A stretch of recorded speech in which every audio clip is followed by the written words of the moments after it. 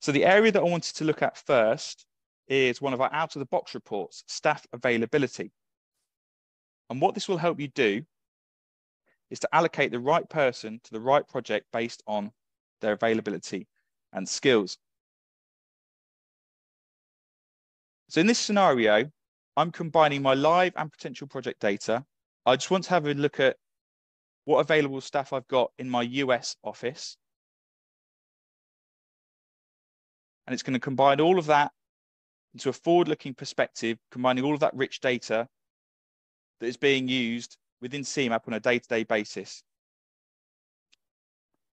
So I've filtered all of my staff first by office, so the US, and a little bit of extra orientation. What you're seeing here is a view of all of the hours available to each person in my firm by job role, and I've got a weekly view in front of me here too. You can also view this on a daily basis, see here, or by the percentage availability. And CMap's got great flexibility when it comes to customizing large parts of our system for your own role and broader business needs. This is just one example. So the scenario that you can see in front of you here at play really is that take the partners first. It's looking pretty optimal in terms of their availability. Anita is slightly over allocated. Jeff is perfectly allocated. And Benjamin still got half of his week available. But I can see there's also half a week of unidentified time that we still need to allocate. And that's what the placeholder is there for. Now, the placeholder is a provisional resource allocation.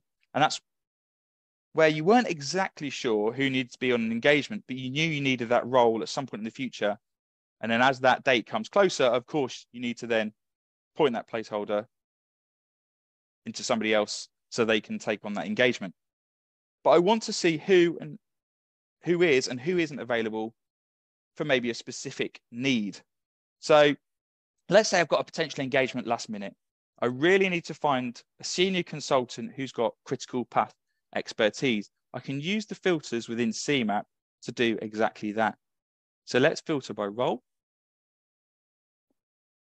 I can use the intelligent search here to pull out the role that I need. And then we needed somebody who had critical path methodology experience for this engagement. And we get another picture of what's happening within a role specific availability calendar. So I've got Sanjay and Cindy. Now we can see Sanjay is already allocated to work in the next 6 weeks. So it's most likely then, great, we've got Cindy, she's totally available. She would then be somebody who actually we could resource onto that engagement. Now, if availability is limited across everybody in that senior consultant, you might then have a think, okay, we need to go to our resource pool, maybe a pool of associates. And this can help with your tailoring requirements for whether it be temp or permanent recruitment activity to fill specific skills gaps, or maybe to cater for shorter periods of time.